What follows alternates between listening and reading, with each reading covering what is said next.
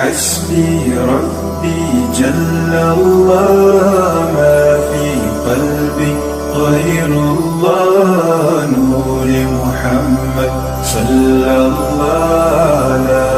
إله إلا الله. بسم اللہ الرحمن الرحیم. الحمد للہ رب العالمین والعاقبۃ للمتقین والصلاۃ والسلام علی سید الانبیاء وخاتم المرسلین وعلی آلہ واصحابہ اجمعین. اما بعد. بخاری شریف جلد نمبر 1 صفحہ نمبر 317 کتاب المساقات میں حضرت ابو ہریرہ رضی اللہ تعالی عنہ سے روایت ہے ان رسول اللہ صلی اللہ تعالی علیہ وآلہ وسلم قال لا یمنع فضل الماء لیمنع بہ الکلاء. رسول اللہ صلی اللہ علیہ وسلم نے فرمایا کہ جو ضرورت سے زیادہ پانی ہو اس سے روکا نہ جائے. اس بات کو عذر بنا کر کہ اس طریقے سے گھاس کو بچایا جائے. اس کے ساتھ ہی دوسری حدیث وہ بھی حضرت ابو ہریرہ رضی اللہ تعالیٰ عنہ سے ہی مروی ہے. فرمایا لا تمنعوا فضل الماء لتمنعوا به فضل الکلاء. اضافی پانی سے منع نہ کرو تاکہ تم اس ذریعے سے گھاس کو بچا سکو. جہاں کہیں عرب لوگ اپنی زمینوں میں کنواں کھدواتے تو پھر اس کنویں کے قریب جو کھیت یا جگہ ہوتی تو وہاں پر گھاس زیادہ اگاتی. پھر اس گھاس کو بچانے کے لیے وہ جانوروں کا پانی پلانا روک دیتے کہ ہمارے کنویں پر پانی نہ پلانے لاؤ جانوروں کو، تمہارے جانور یہ گھاس کھاتے ہیں. تو رسول اللہ صلی اللہ علیہ وسلم نے فرمایا کہ گھاس کو بچانے کی خاطر تم لوگوں کو پانی سے روک رہے ہو، پانی سے نہ روکو. گھاس کا بہانہ بنا کر پانی سے نہ روکو. گھاس کو بچانے کے لیے لوگوں کو زائد پانی سے منع کرنا یہ بری بات ہے. اس سے نبی پاک صلی اللہ علیہ وسلم نے منع کیا. اس حدیث کو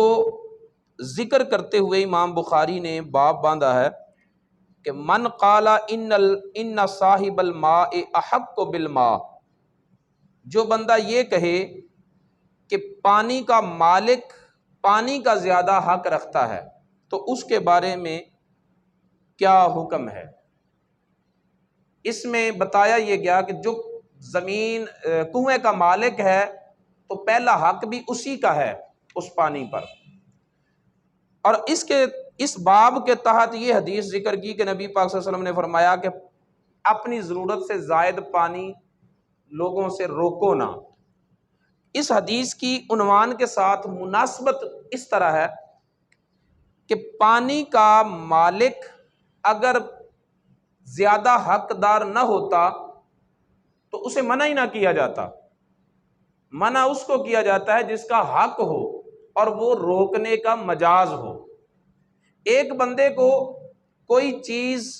اپنے قبضے میں رکھنے کی اجازت ہی نہیں ہے تو اس کو روکے گا کون؟ وہ تو شے ہی اس کی نہیں ہے. روکنا اس بات کی دلیل ہے کہ وہ اس کی چیز ہے، وہ منع کر سکتا ہے، پھر اس کو منع کرنے سے روکنے سے روکا جا رہا ہے. تو اس حدیث میں دونوں حدیثوں میں بظاہر اگرچہ اضافی پانی سے منع کیا جا رہا ہے لیکن اس ممانعت کے اندر حق ثابت ہو رہا ہے کہ جو پانی کا مالک ہے حق اسی کا ہے. روکنا چاہے وہ روک سکتا ہے لیکن پانی سے لوگوں کو روکنا یہ اچھی بات نہیں ہے، بلکہ اس برے عمل سے خود رسول اللہ صلی اللہ علیہ وسلم نے روک دیا ہے کہ تمہاری ضرورت سے زیادہ پانی ہو تو اس کو لوگوں سے روکو نہ.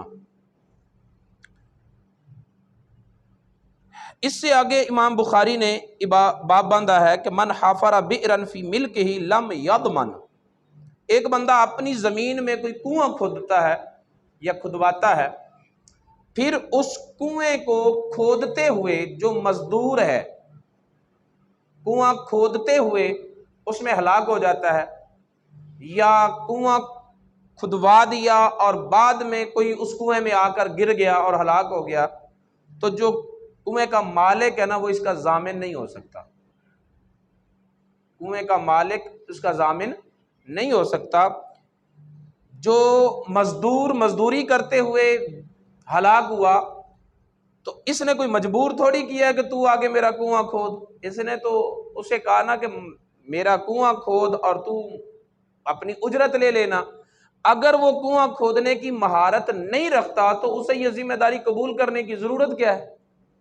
اگر وہ ماہر ہے تو اس کام میں آئے، اور اگر وہ ماہر نہیں ہے تو پھر اس کو اس معاملے میں آنا ہی نہیں چاہیے۔ اسی طرح جو لوگ اسی مسئلے پر ہم اپنے زمانے کے مسئلے کو قیاس کر سکتے ہیں کہ بلڈنگیں بناتے ہیں اونچی اونچی اور ان پر مزدوروں سے کام کرواتے ہیں، اور اس کام کرنے کے دوران اگر کوئی مزدور گر گیا یا چوٹ لگی اور مشینری کے ذریعے یا ویسے بلندی سے نیچے گر گیا اور وہ ہلاک ہو گیا تو مالک جو ہے وہ اس کا ذمہ دار نہیں ہوگا، اس لیے کہ اس کام پر مزدوری کرنے کے لیے کوئی کسی کو مجبور نہیں کرتا، اپنی مرضی سے اس آفر کو قبول کرتے ہیں، اور وہ ذمہ دار ہے تیری محنت کی اجرت دینے کا۔ اگر اس بلندی پر کوئی کام نہیں کر سکتا، اسے چکر آتے ہیں یا اسے مہارت حاصل نہیں ہے، تو پھر وہ یہ کام ہی نہ کرے، اس خطرے میں اپنے آپ کو ڈالے ہی نہ۔ اور اگر وہ اپنی خوشی سے اس مزدوری کو قبول کرتا ہے تو پھر اس حدیث کی روشنی میں یہی مسئلہ معلوم ہوتا ہے کہ مالک اس کا ذمہ دار نہیں ہوگا۔ ہاں، ہمدردی کے طور پر اس کے علاج معالجہ میں یا اس کے ہلاک ہونے کے بعد اس کے وارثوں کے ساتھ کوئی تعاون کر دیتا ہے تو یہ اس کا احسان ہوگا اور اس کی یہ مہربانی ہوگی۔ حضرت ابو ہریرہ رضی اللہ تعالیٰ عنہ سے روایت ہے، رسول اللہ صلی اللہ علیہ وسلم نے ارشاد فرمایا، المعدن جبار، کانیں کھودی جاتی ہیں نا پہاڑوں میں ذخائر تلاش کرنے کے لیے، تو فرمایا وہ جبار ہے۔ جبار کہتے ہیں کہ جہاں ہلاک ہونے والے کا قصاص نہیں ہوتا، تاوان نہیں ہوتا۔ والبئر جبار، اسی طرح کنواں بھی جبار ہے، اگر کنواں کھودتے ہوئے یا کنواں کھودنے کے بعد کوئی اس کنویں میں آ کر گر گیا، ہلاک ہو گیا، تو اس کا بھی تاوان نہیں ہوگا۔ والعجماء جبار، اسی طرح جو جانور پر سوار ہونا ہے، کوئی بندہ کسی کے جانور پر سوار ہوتا ہے اور وہ جانور اچھلتا ہے، کودتا ہے، یہ قابو نہیں ہو پاتا، گر جاتا ہے، ہلاک ہو جاتا ہے، یا اس طرح وہ جانور کو پکڑنے کی کوشش کرتا ہے اور وہ جانور اس پر حملہ کر دیتا ہے، اس سے وہ ہلاک ہو جاتا ہے، تو اس جانور کا مالک ذمہ دار نہیں ہوگا۔ اسے کس نے کہا ہے اس پر بیٹھنے کی اور اس جانور کو چھیڑنے کی؟ مالک ذمہ دار نہیں ہوگا۔ ہاں، اگر کسی کا جانور بدکتا ہے، اچھلتا ہے، جانتا ہے مالک کہ میرا جانور ان خصلتوں کا مالک ہے، پھر اس جانور کو آبادی میں لے آتا ہے وہ خود، اور وہ جانور کسی کا نقصان کر دیتا ہے تو اب مالک ذمہ دار ہوگا، کیونکہ اب اس جانور کے مالک نے کی غلطی شامل ہے اور اس کا جرم شامل ہے کہ وہ اس طرح کے جانور کو جو قابو میں نہیں آتا آبادیوں میں کیوں لے کر آیا ہے۔ وَفِي الرِّكَازِ الْخُمْسِ، فرمایا کہ جو دفینے ہوتے ہیں، کسی کے گھر سے زمین کے نیچے سے کوئی کھدائی کرتے ہوئے خزانہ نکل آیا، یا کسی کی زمینوں میں سے جو کھیتی باڑی کاشتکاری کی زمینیں ہیں وہاں سے کوئی خزانہ نکل آیا، تو ان خزانوں میں 5واں حصہ اللہ اور اللہ کے رسول کا ہوتا ہے، اور باقی 4 حصے جو ہوتے ہیں وہ اس شخص کے ہوتے ہیں جس کی زمین سے وہ دفینہ نکلا ہے۔ 5واں حصہ جو ہے وہ اللہ اور اللہ کے رسول کے نام پر ہوتا ہے۔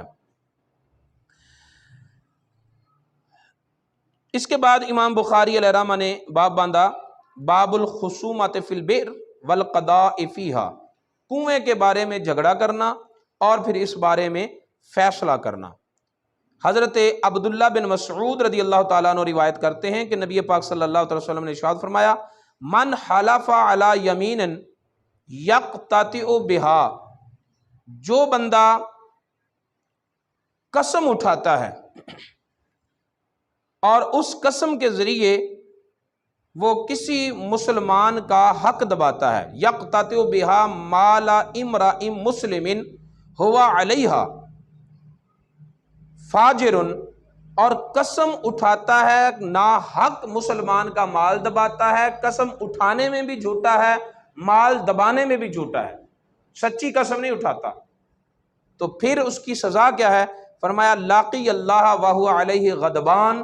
جب وہ اللہ کی بارگاہ میں حاضر ہوگا، اللہ تعالیٰ سے وہ ملاقات کرے گا، تو اللہ تعالیٰ ایسے شخص پر سخت ناراض ہوگا، صرف ناراض نہیں، سخت ناراض ہوگا، کیونکہ غضبان فعلان کے وزن پر اس میں مبالغہ کا صیغہ ہے، جس میں یہ بتایا گیا کہ اللہ تعالیٰ شدید ناراض ہوگا ایسے شخص پر جو بندہ جھوٹی قسم اٹھاتا ہے مال کمانے کی خاطر، کسی کا حق دبانے کی خاطر۔ تو اس بات پر جب نبی پاک صلی اللہ علیہ وسلم نے یہ ارشاد فرمایا تو اللہ تعالیٰ نے اپنے محبوب کی تصدیق کرتے ہوئے یہ آیت کریمہ نازل فرمائی ان الذین یشترون بعہد اللہ وایمانہم، بے شک وہ لوگ جو بیچتے ہیں اللہ کے وعدے کو اور اپنی قسموں کو، ثمنا قلیلا، دنیا کے چند ٹکوں کے بدلے میں، تھوڑی سی دنیا کمانے کے لیے وہ اللہ کے نام کو بیچتے ہیں، اللہ کے قسم، اپنی قسموں اور اپنے اللہ کے وعدے کو بیچتے ہیں۔ جاء الاشعث فقال ما يحدثكم ابو عبد الرحمن فی انزلت هذه الآیہ، حضرت اشعث آئے اور کہنے لگے کہ ابو عبد الرحمن یعنی عبداللہ بن مسعود نے کیا تمہیں کہا کہ یہ آیت میرے بارے میں نازل ہوئی؟ کانت لی بئر فی ارض ابن عم لی، میرے ایک چچا کا بیٹا تھا، اس کی زمین میں ایک کنواں تھا، فقال علی شہودوں کا، میں نے اس کنویں پر دعویٰ کیا تو رسول اللہ صلی اللہ علیہ وسلم نے فرمایا گواہ لاؤ، گواہ کہاں ہے؟ میں نے کہا مالی شہود، یا رسول اللہ میرے پاس گواہ نہیں ہے۔ تو جن کے خلاف دعویٰ تھا، پھر نبی پاک صلی اللہ علیہ وسلم نے ان سے قسم لے لی۔ یہ اصول ہے، ذہن میں رکھیں، جو بندہ دعویٰ کرتا ہے اس کے ذمے ہے گواہ پیش کرنا، اگر وہ گواہ پیش کر دے تو اس کے حق میں فیصلہ کر دیا جائے گا گواہوں کی گواہی پر۔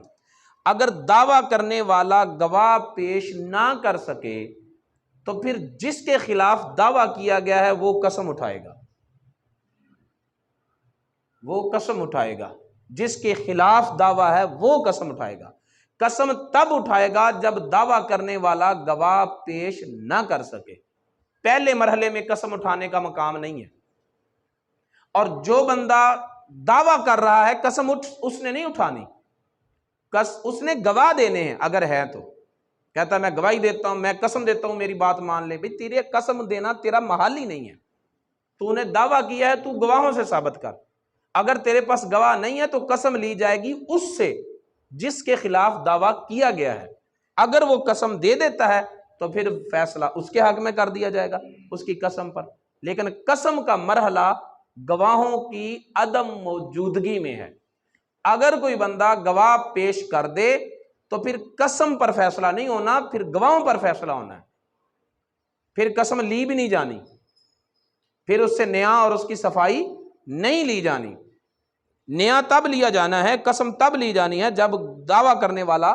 گواہ نہ پیش کر سکے۔ جن کے خلاف دعویٰ تھا انہوں نے قسم اٹھا دی۔ قلت یا رسول اللہ اذن یحلف، میں نے عرض کی یا رسول اللہ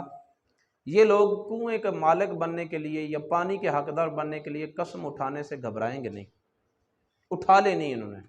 سچی جھوٹی قسم اٹھا لینی انہوں نے۔ فذاکر نبی صلی اللہ علیہ وسلم ھذا الحدیث، تب نبی پاک صلی اللہ علیہ وسلم نے یہ ارشاد فرمایا تھا کہ جو بندہ کسی مسلمان کا حق دبانے کے لیے جھوٹی قسم اٹھاتا ہے، اللہ کی بارگاہ میں پیش ہوگا تو اللہ تعالیٰ اس پر سخت ناراض ہوگا۔ جب رسول اللہ صلی اللہ علیہ وسلم نے یہ فرمایا تو پھر رسول اللہ صلی اللہ علیہ وسلم کی تصدیق کے لیے اللہ تعالیٰ نے یہ آیت کریمہ نازل فرمائی کہ بے شک وہ لوگ جو بیچتے ہیں اللہ کے وعدے کو اور اپنی قسموں کو دنیا کے چاند ٹکوں کے بدلے میں، تو ان کا پھر کیا انجام ہے اس آیت کریمہ میں بیان کیا گیا۔ تو اس حدیث مبارکہ میں امام بخاری نے باب یہ باندھا تھا کہ کنووں کے بدلے میں بھی جھگڑا ہو جاتا ہے، پانی کے حوالے سے بھی جھگڑا ہو جاتا ہے، پھر ان جھگڑوں میں فیصلہ کرنے کا اصول اور طریقہ وہی ہے جو باقی جھگڑوں میں ہے کہ دعویٰ کرنے والا گواہ پیش کرے گا، اگر اس کے پاس گواہ نہیں ہے تو جس کے خلاف دعویٰ کیا جا رہا ہے اس کی قسم پر فیصلہ کر دیا جائے گا، اگر وہ قسم میں سچا ہے یا جھوٹا ہے تو یہ حساب پھر قیامت کے دن اللہ تعالیٰ لے گا۔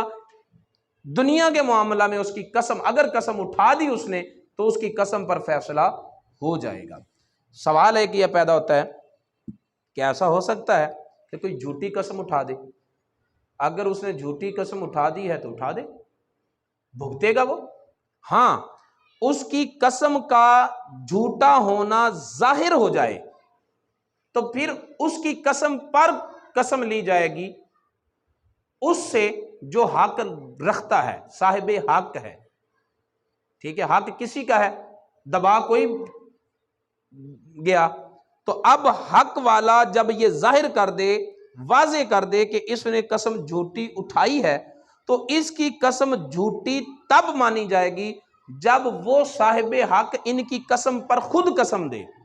پھر ان کی قسم پر فیصلہ دے دیا جائے گا اور ان کو جھٹلا دیا جائے گا۔ اور یہ قانون بھی قرآن پاک میں مذکور ہے سورہ المائدہ میں۔ اللہ رب العزت کی بارگاہ میں دعا ہے کہ ہمیں نبی پاک صلی اللہ علیہ وسلم کی تعلیمات کو سیکھنے اور ان پر عمل پیرا ہونے کی توفیق عطا فرمائے۔ حسبی ربی جل اللہ ما فی قلبی غیر اللہ نور محمد